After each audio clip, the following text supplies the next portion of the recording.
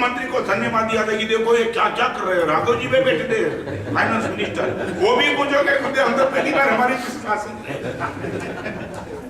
और दूसरी बात आपको मालूम नहीं, बंगले में वो व्यवस्था थी, वहां बिजली कम थी, बिजली, और फिर भी तो देखो ये तू बोलता है ना संजय सद्बुद्धि क्या कर सकती है, ये पॉजिटिव एटीट्यूड है ना, ये पॉजिटिव एटीट्यूड है कि एक्सीडेंट कम होता है ड्यू टू रास्ता। दूसरी बात बिजली, मैंने उनको पूछा, गांव में मेरा प्रोजेक्ट था, छोटे गांव में, और वहां भी बिजली नहीं, और डॉक्टर साहब सबसे बड़ी मजा क्या मालूम है, रात को 8 बजे के बाद बिजली एमपी में जाती थी वो टाइम। मैंने बोला कितना तुम्हारा नसीब है, पूरा परिवार रात को 8 बजे के पहले घर पे आ जाता है।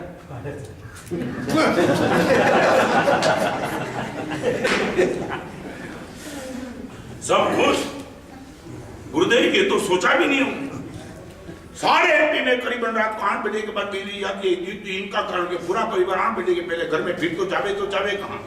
दूसरी बात, बंगले एमपी में बिजली जब जाती थी ना, कई लोगों का स्वास्थ्य अच्छा हो गया, क्योंकि रात को 8 बजे के बाद टीवी देखना नहीं था, सो जाते थे। हाँ, तो पूरी नींद हो जाती। मैं बोला देखो ये बिजली जाती है तो कितना उपकार है, स्वास्थ्य अच्छा हो गया, बाहर घूमने का बंद हो गया, परिवार सब एक साथ होकर के बैठते थे, बातचीत करते थे, और रात को 8-9 बजे सो जाते थे, सुबह उठते थे तंदुरुस्त और फ्रेश। मैं बोला इतना तो उपकार है गवर्नमेंट। संजय में ये कहता हूँ, सद्बुद्धि आती है तो हर गलत चीज को अच्छे में कैसे कन्वर्ट करना वो ताकत है। मैं ये कहना चाहता हूँ। आपको दिल्ली में गुरुदेव ऐसा कुछ पॉजिटिव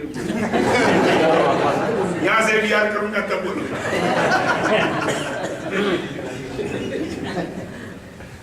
नहीं, बहुत कुछ अच्छी चीज है। कई लोग मुझे बोलते गुरुदेव मौसम का खाना पता नहीं, मैं उन्हें दिल्ली का ही कहाँ पता है।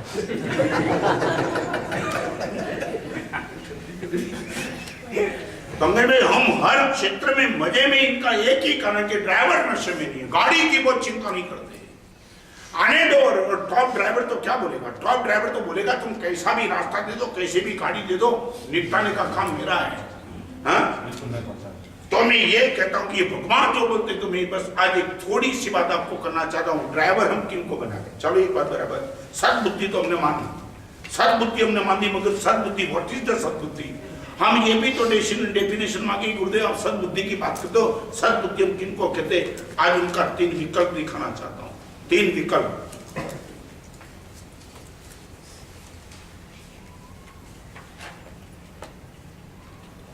बहुत जगह अच्छे कार्य करने में शरीर जो मेरा है वो कई जगह बाधक बन जाता है। बाधक माने रुकावट करने को। आप हर एक की डेफिनेशन समझ लेना, शरीर बाधक बन जाता है। बाधक माने रुकावट कर देता है। परमात्मा की पूजा करने के लिए जाने का मन था, आपको बुखार आ गया, प्रवचन में आने का आपके मन में भाव था, सर दर्द आ गया। बहुत कुछ संसार के क्षेत्र में भी आपको मालूम है, शरीर का गुण धर्म में रुकावट कर देना, बार बार ऐसी चीज आती जो आपको कुछ अच्छे कार्य करने के लिए रोकती है। बराबर है, शरीर का एक गुण धर्म बाधक बनता है। आगे चलो, मन का गुण धर्म वो घातक बनता है। घातक माने नुकसान पहुंचाना। नंबर 1, शरीर कभी नुकसान नहीं पहुंचाएगा, ज्यादा से ज्यादा शरीर आपको बाधक बन के रोक देगा, मगर मन वो घातक बन जाता है। घातक माने वो नुकसान करता है। यदि आपने उनकी सुन के कुत्ताई कर दिया तो वो आपको हैरान करते ही रहेगा। नंबर 1, शरीर बाधक है, मन घातक है, और अंतःकरण साधक है। अंतःकरण साधक है। अभी मैं आपको पूछना चाहता हूं, किसी भी प्रवृत्ति करने के पहले ये मन, शरीर और अंतःकरण तीनों के बीच में यह संघर्ष चलता है। एक बाधक है, एक घातक है, और एक साधक है। क्या होगा मालूम है कुलदीप? अंतःकरण साधक माने आपको सही गाइडेंस देते रहेगा। साधक आपको साध्य तक पहुंचाने का काम जो करता है उनका नाम साधक। साधक माने का साध्य तक जो पहुंचा देता है उनका नाम साधक। और एक बार कई जगह हम बंदे में कभी न कभी डिफरेंस ऑफ ओपिनियन आता है। हम किन की मानते हैं? मेरे जीवन का और आपके जीवन का बहुत कुछ अनुभव होगा। एक ही प्रवृत्ति में मन अलग बात करता है, अंतःकरण अलग बात करता है। दीपक भाई किन की मान लेते हो? बस गए। हजारों क्षेत्र ऐसे, कई क्षेत्र ऐसे कि जहां डिफरेंस ऑफ ओपिनियन आते ही नहीं, एक ही रास्ता है। मगर जहां भी डिफरेंस ऑफ ओपिनियन आते हैं कि मन बोलता है ये कर दे, अंतःकरण बोलता है हम मन की मान लेते हैं और मन का एक ही काम है रुकावट कर देना, घातक बन जाता है। यदि वह हमने अंतःकरण की मान ली थी तो निश्चित रूप से मेरा काम हो जाता। मैं आपको पूछना चाहता हूं बस ये स्टीयरिंग व्हील पर हम अंतःकरण को बिठा दे, फिर दुनिया में किसके बाप की ताकत नहीं हमको वो डिस्टर्ब कर सके। डॉक्टर किन की मानते हो आप देखो हजार, और अंतःकरण की बात आप एक बार मान लो तो मन निश्चित रूप से आबादी करेगा, फिर वो बैठ जाएगा। मगर अंतःकरण की मान लेना वो बड़ी हिम्मत और बड़ी चैलेंज चाहिए। बहुत मुश्किल है। हाँ बहुत मुश्किल है सर। बोलो मैं एक बात बताओ, मुश्किल क्या है जानना चाहूँ।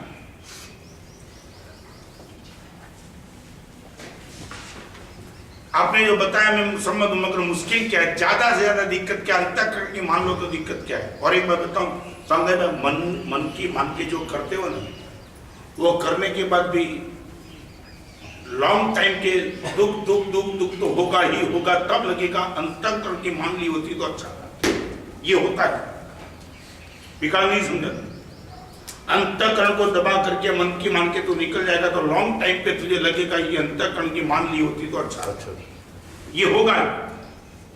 मैं ये पूछना चाहता हूं कि पहले रास्ते पे अंतःकरण की मान लेने में दिक्कत क्या है, जानना चाहता। उसमें गुरु जी सब छोड़ना पड़ता है। हाँ?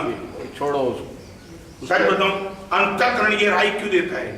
पकड़ने जैसी चीज होती तो अंतःकरण ये राय नहीं देता। आपको क्यों वो बोल रहा है छोड़ो छोड़ो छोड़ो, वो क्यों बोलता है? कुछ अंदर गड़बड़े इसलिए बोलता है ना। अहम टकराता है, वो डिफाइन नहीं कर पाते, मन कह रहा है या अंतःकरण कह रहा है। आपको पता लग जाए एक बार थोड़ा अंदर जाओ। जैसे फॉर एग्जाम्पल मैं बार बार बताता हूँ, एक भिखारी को देखा और ये भिखारी को देखने के बाद अंतःकरण में एक भाव जाता है कि 2 रुपया में दे दूं, और मन बोलता है कि तबियत अच्छी है, हेल्थ अच्छी है, भीख मांगता है, भिखारी को पुस्तक करना है, क्या क्या उपयोग करेगा हमें कोई पता नहीं है। ये जो राय देने का काम करता है, सीधी बात आपको बताऊं, सीधी आपको समझ में आ जाए ऐसी बात बताऊं, प्रेय के लिए प्रेरित करे उनका नाम मन है, और श्रेय के लिए प्रेरित करे उनका नाम अंतःकरण है। प्रेय माने प्रिय, आपको प्रेय के लिए प्रेरित करे उनका नाम मन है, और श्रेय के लिए श्रेय माने कल्याण, फिर से प्रिय के लिए प्रिय माने आपको जो चमता है उनके लिए प्रेरित करे वो मन है, और कल्याण के लिए प्रेरित करे उनका नाम अंतःकरण है। समझ गए मैं क्या कह? और क्लियर करूं, सुख के लिए प्रेरित करे वो मन है, और हित के लिए प्रेरित करे वो अंतःकरण।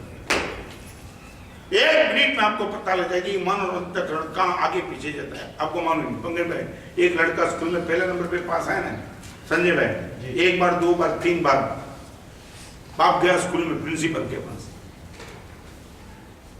और यही प्रिंसिपल को जाकर के उसने बोल दिया कि ये स्कूल मुझे बदलनी पड़ेगी, ऐसी खड़ूस स्कूल में मेरा बेटा नहीं पढ़ेगा। विकास क्या कौन से नंबर पे पास हुआ? हाँ 3 साल तक। एक बार तो बाप ने मान लिया, दूसरी बार माने, मगर तीसरी बार जब पहले नंबर पे आया तो बाप स्कूल में प्रिंसिपल को मिला, इस खड़ूस स्कूल में मेरे बेटे को मैं रखने के लिए तैयार हूँ। पंगे में होता है ऐसा, लड़का पहले नंबर पे हुआ, वो बेटे को यही क्या वो बेटे को जानता हो नहीं, वो मैं यही तो कहता हूँ ना, ये प्रिंसिपल ने बोला कि आपका बेटा फर्स्ट नंबर पे पास आया, फिर भी तुम ये खड़ूस स्कूल बोलते हो, स्कूल बदलने की बात करते हो। तो आपने बोला वही ना, उसने बोला मेरा बेटा पास हो जाए तो भी काफी लगता है, पहले नंबर पे, और ऐसे स्कूल में मैं पढ़ाने के लिए तैयार हूँ। ये 1 नंबर का बेवकूफ है, तुम पहले नंबर के ऐसी स्कूल में, यदि उनको पहले नंबर मिलता है तो फिर उनका भावी क्या होगा मैं समझ गए। मैं वो कहना चाहता हूँ, मन को जहां भी फर्स्ट नंबर मिले वहां से नीचे हो जाना, मैं वो कहना चाहता हूँ। जहां भी मन को नंबर 1 पे मिले ना, वहां निश्चित तौर से समझ लेना कि मर जाएंगे। अंतःकरण को नंबर 1 मिले वो स्कूल में आपको दाखिल हो जाना, मन को नंबर 1 मिले वो स्कूल से नीचे हो जाना। हम इनके लिए तैयार है। दीपक भाई तैयार? हमारा दुकान नंबर 1 पे लाने के लिए क्या है आ गया, फिर क्या होगा आपको मालूम नहीं। 1 नंबर आना, सर्टिफिकेट आना बहुत मामूली बात है ना, फिर क्या हाँ, ये स्कूल में नंबर लेना वो तो बिल्कुल मामूली बात है, कुछ उसमें कोई दिक्कत सही है। वो पहले नंबर, और आपको मालूम नहीं, फिर वो जो बाप है ना, आपको मालूम बाप अपने बेटे के बाद बहुत कुछ बात करता था, मैं इतना ज्ञानी हूँ, इतना सब कुछ पढ़ लिया है, वो सब कुछ पढ़ लिया है। और ये पढ़ते पढ़ते फिर एक दिन अपने बाप को बेटे ने बोला, पापा तुम इतना पढ़ लिए, तू पूछी मत, 50 ग्रंथ का नाम दिया।